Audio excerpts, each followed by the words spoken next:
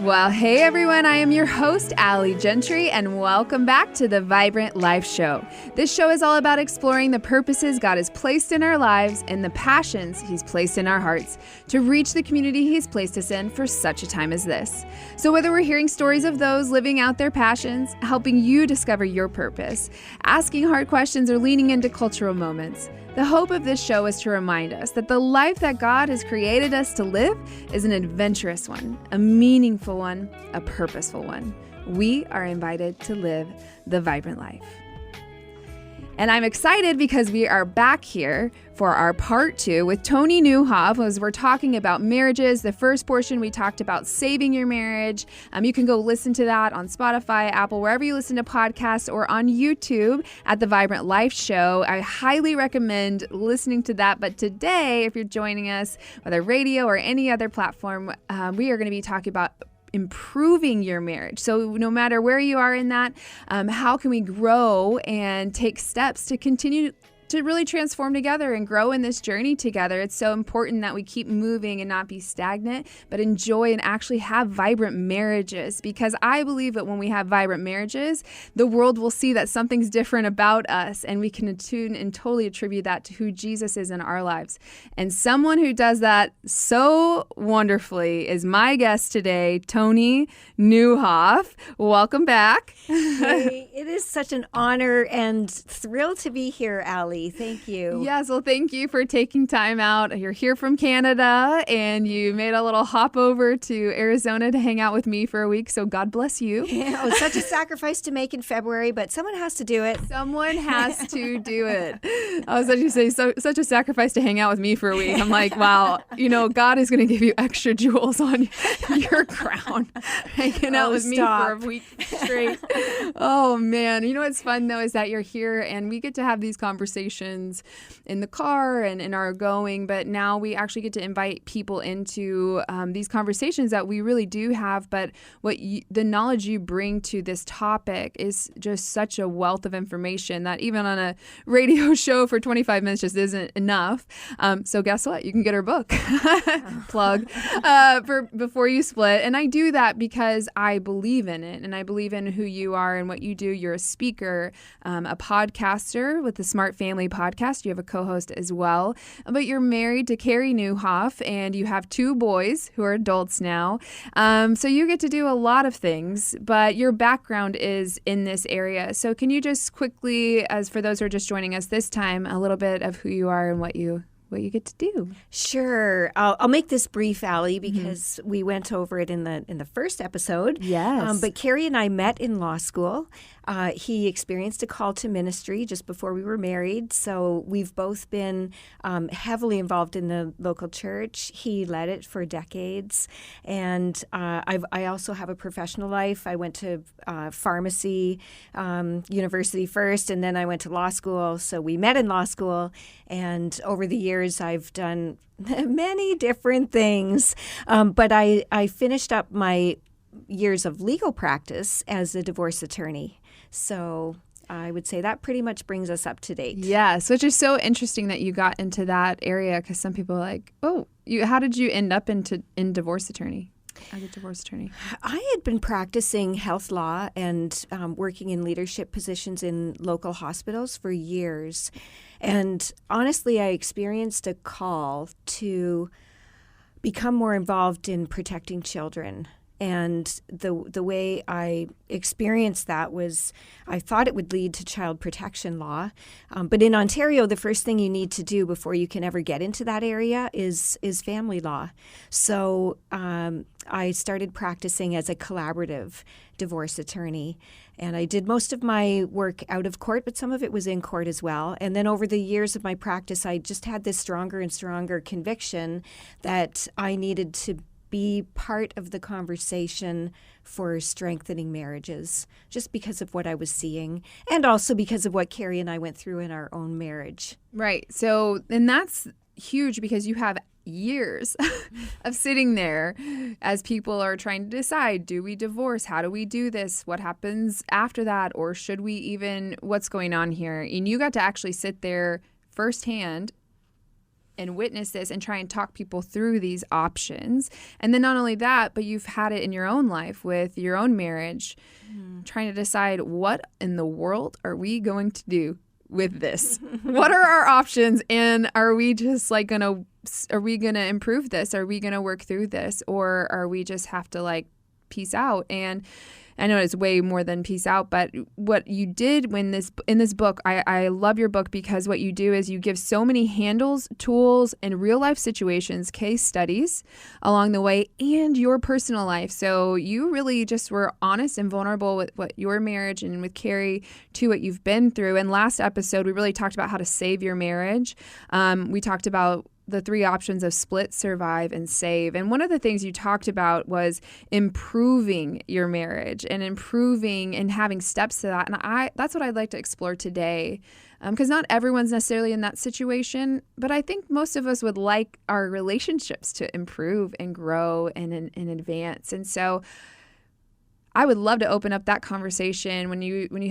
What are some practical ways? What are some thoughts in your mind when you said improve marriage? Mm-hmm. What are some of the things you think of? Yeah, that's such an important area. I talk about, think about whether you can move closer instead of moving on. And particularly for people who feel like they've drifted apart, which happens easily and innocently enough in a marriage, particularly if you've got kids and if you've got a calling or you're working. We have full lives. It's easy to get to that place where you just feel like you're drifting apart. And, we all have different experiences from our childhood years with our parents and the adults around us. Some of us have better modeling and exposure to emotional intimacy than others. Certainly, I can say I grew up in an environment that was pretty non-demonstrative. Emotions really weren't acknowledged, talked about. I think nowadays there's more information for parents about, how to sit with your kids in their emotions and help them manage them and help them regulate. But in those days, I have to say I grew up emotionally isolated. That was just my reality and part of my trauma. So if you've grown up in an environment like that, then you have a steep learning curve when it comes to entering into an intimate relationship, which marriage is supposed to be. Mm-hmm. So, practically speaking, I think back to a conference I went to in my early years as a pharmacist where there was an oncologist presenting to doctors, and he was teaching them about bedside manner. So he said, if I'm working with a patient and I let's say I give her a diagnosis, and he's an oncologist, so he's talking about cancer, and I give her the diagnosis and she starts to cry, and I go on and explain all of the very best cutting edge treatments we're going to offer. She'll perceive me as being cold, and worse than that, she won't trust me. On the other hand, if I explain the diagnosis and she starts to cry and I stop even for a moment to say, I am so sorry. If I was in your shoes, I would respond that way too. I would cry too. Something, just say something to stop and acknowledge the emotion and be with her in it. And then I go on and describe all the very best treatments we have to offer. The opposite happens. She'll perceive me as warm, and better than that, our trust will grow. And it's the same in all of our close relationships. But the thing is, sometimes we haven't had that modeling. We don't know how to do it. We have not had that exposure or training. And so what do? We ignore emotions. We deny them. We avoid them. Carrie would sometimes come home from a meeting with the elders and be frustrated, and he'd be venting. And I would skip right over the emotion, ignore it, and I would start talking about solutions. Like, oh, did you talk to John? Oh, did you, are you going to blah, blah, blah, blah, blah, blah. And I would talk about solutions and totally miss the emotions. Mm-hmm. A way better response would be to say, oh, wow, that must have been so frustrating. And even look at your spouse and notice their emotion. And you just be able to sit with them in it. Even if you don't agree, you don't have to agree, but their emotions are what they are. Right. And you're not going to change them. You're not going to control them.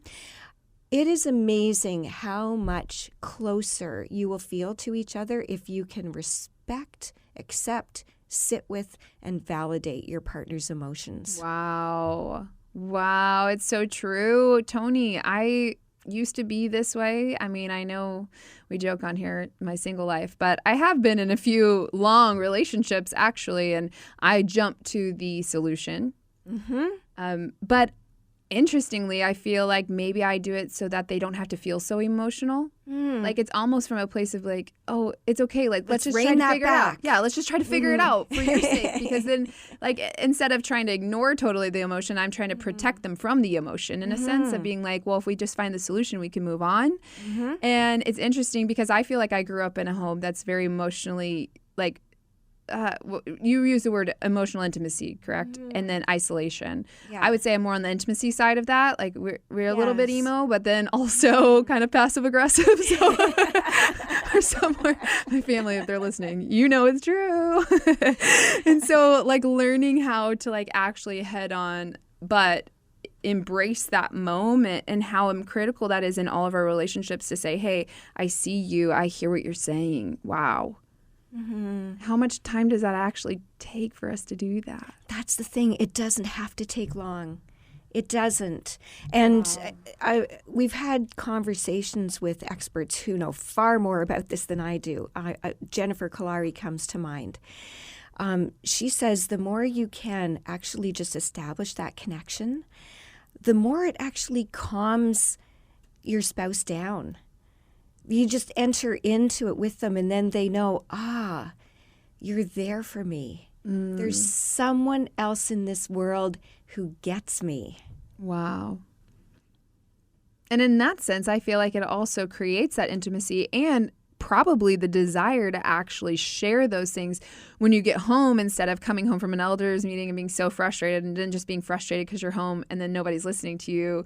Yes, it tends to escalate. And meanwhile, when you're trying to avoid or deny or ignore it or talk them out of their emotions, it escalates. Right. It has the opposite effect. And what you do in that moment, too, is and then they come in and they want to be around you. And they're like, oh, I want to go tell them that this is going on. Because it's validated not only in the emotional space first, because we are emotional beings. That's why it says, guard your heart above all else, for it determines the course of your life in Proverbs. And then in Jeremiah, it says, who can understand the heart? It's deceptive.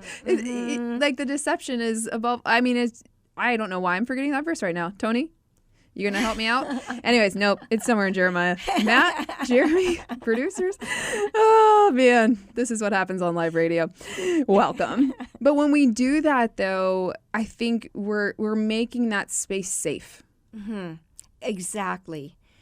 You create an emotionally safe space. Yes. And so I love that we're getting to talk about this, Toni. If you're joining us, it's a Vibrant Life Show. We're talking about improving your marriage and that emotional intimacy and taking steps to actually, what we're talking about right now, acknowledging emotion. How little of time that takes, but how huge and the reaps of the rewards and the harvest, as you talked about in the last episode, people will receive. How do you feel like forgiveness plays a part of relational improvement and or when you even said, okay, no matter how much you and Carrie have it grown over the years, there's still the occasional blowout. What part of forgiveness in this improvement, because you write about it in the book and it's so powerful, does it play within our relationships and how do we implement that within them? Forgiveness is a tricky area because we often, again, like emotions, we want to gloss over it. Sometimes it's triggering. If we get to that place, that painful place, and someone gets triggered, then we can respond with a kind of avoidance, escape, I don't want to go there because this is what happens. And so we just try to avoid it or cover it over, smooth it over and hush, hush, hush, let's not go there. But that isn't how you sweep your heart clean and keep the open, flowing relationship between you. And we had to learn this the hard way. I think Carrie and I went through years of this vicious cycle of conflict and the tension between us that just kept building and building before we did the heart work and actually, dug in with a counselor to try to work on forgiveness. Having a habit of easily owning your part and apologizing for it and taking steps to make it right doesn't come easily. So I talk about building a practice of forgiveness as like building steps, building, these steps. I think that ancient stone steps are actually a great analogy because, they lead to somewhere usually magnificent, like, a big mansion or a cathedral or something. But they have three basic ingredients. And so stone, mortar, and water. So if we draw the analogy to forgiveness and building steps of forgiveness, the stones are justice. It's the story and all the feelings attached to it that you really need to work with. Mortar is mercy, the ability to view your spouse through eyes of compassion and recognize that, yes, they're a mixture of strength and weakness, just like me. And then the humility is the water that pulls it all together and keeps it solid. Which might be the hardest part. The very hardest part, to the ability to look at myself and view my own part honestly, and, looking for truth and grace. So, but especially truth, because we are very good at pointing the finger. Right. So putting all of those together, you work with all those ingredients to build those steps. And initially when you start, like let's say there's a painful incident that you've never gone back to as a couple and you have not gone there, but, the pain leaks out. So by not going there, it's not really making it better. It's really making it worse. When you first put those ingredients together, it's a mess, right? If you're building stones, mortar, water, you're trying to shape them, you mix it all together, it's a mess. So it's going to be a mess. There'll be messy conversations when you start out. But doing it is so life-changing when you can actually craft the steps and go through the first conversation. So you've gone through the first process of forgiveness, and yes, it was tough, but now you've got a path that you can follow. And the next time you need to do it, you can do it more easily because you've got a foundation. And then you develop a practice of using those steps over and over again. And that practice of forgiveness and figuring out how it works between the two of you will take you to higher ground. And that's how you and Carrie figured that out along the way too? And it's a process that takes time. Like honestly, to get to the point where we are today, it takes years, but every little step in that process is worth it. And yeah, and I feel like that's also when you're talking about emotional closeness. Mm-hmm. How can you truly be that emotional intimacy if you are harboring unforgiveness? Mm-hmm. You have to clear away those unforgiven grievances. Mm-hmm. And we're very good at pretending that they're not there. Yes. And it was our pretending that they weren't there, or getting stuck in that blinded mindset where, well, it's all his fault. If he would only stop doing this, or she would only stop doing this or start doing this, like I've been telling her to. We get into this mindset where we think it's 90% their fault or 95%. I don't even care about the numbers. Just start to view your own role as being far more important than whatever role you think your spouse is playing. Right. It's that posture of humility. Well, because you can't control what they're gonna do or how they're gonna react, but what you can do is play your part in it. And I even think of like the seeds that you talked about last time, sowing them in love, and like God's not gonna let that just in some way or another, he answers us in that. When you were speaking, I remember one time we did a whole love language series a little while back on the show, but also I've gotten to teach it because I love I love love languages. Yes. I love to know it because I feel like it's a way that people can relate, and I think it's a tool that it's just helpful to love your neighbor as yourself. But when you're just talking, I had one woman ask me, she's just like, why won't my husband take out the trash? Like, I have to ask him all the time, and he makes me so angry. She's like, it makes me so mad. Like, he knows that I want him to do it, so why? And I found out too that along the way, I asked her what his love languages were, and she said words of affirmation, and hers is acts of service. And I said, well, do you say, oh, wow, thank you for taking out that trash. You look so good taking out the trash. Even though that was like so low on her love language. And he's just like, he started doing it because she met him in the place. She took it on herself to, instead of being like, well, mine's acts of service. Like, do this the way you're not doing it. She actually met him in the place of saying, actually, wow, you do so great when you do that. Yes. And in turn, she reciprocated it. Yes. And it kind of reminded me of that, where you a lot of times have to do the work too before they start maybe even picking up on it.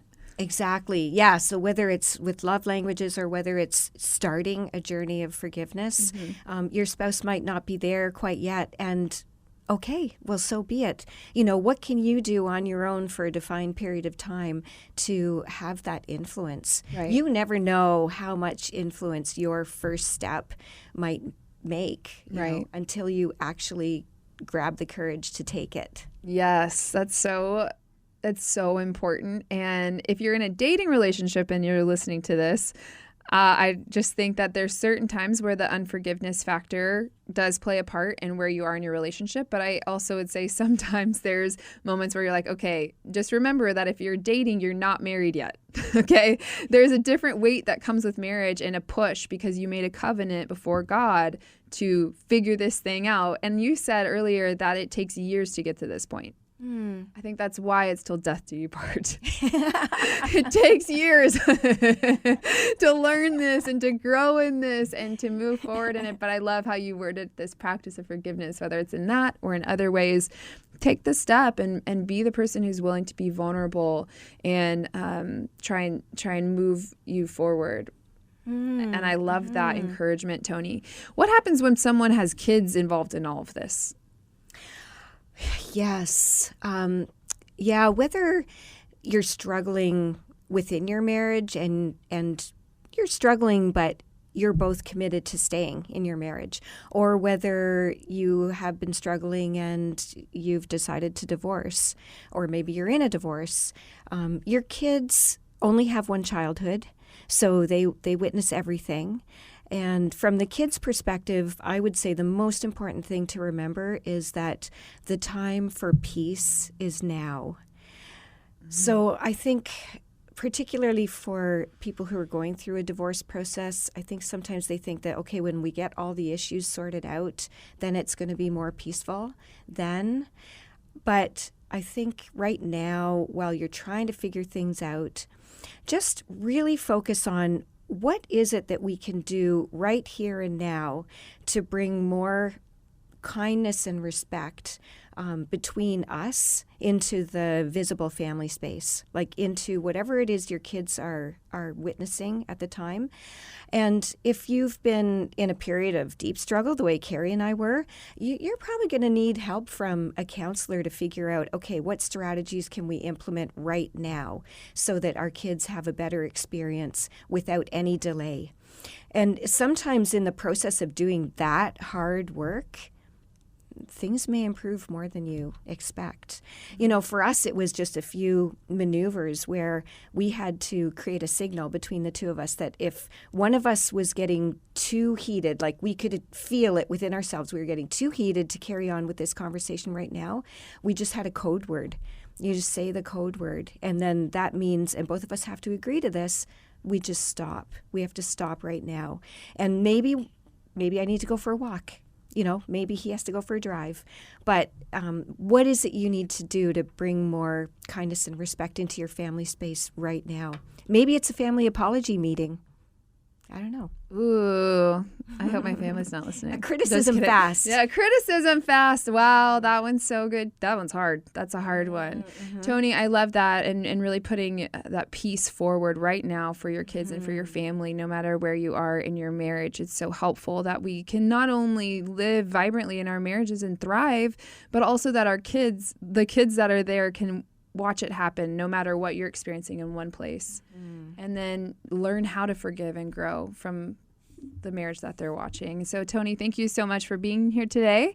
It's been an honor and a joy. And if people want to get in contact with you, it's Toni Nieuwhof, ToniNieuwhof.com. So thankful for you. Thank you for being here. Oh, I'm grateful for your ministry, Allie. Keep going. You're such a joy. Thank you.